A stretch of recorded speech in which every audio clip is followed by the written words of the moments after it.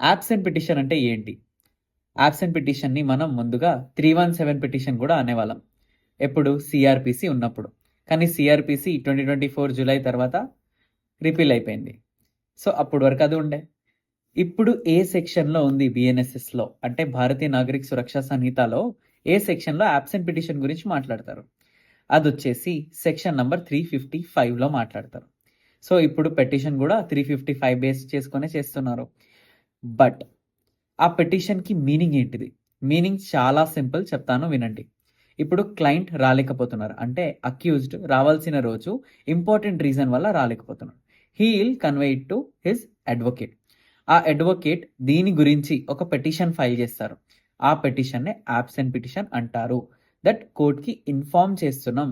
Important reason వల్ల accused రాలేకపోతున్నారు. So, consider this అన్నట్టు ఒక పిటిషన్. దాన్నే యాబ్సెంట్ పిటిషన్ అంటాము. దీంతో పాటు మెమో ఆఫ్ అపియరెన్స్ అనేది అటాచ్ చేసి ఫైల్ చేసేస్తారు.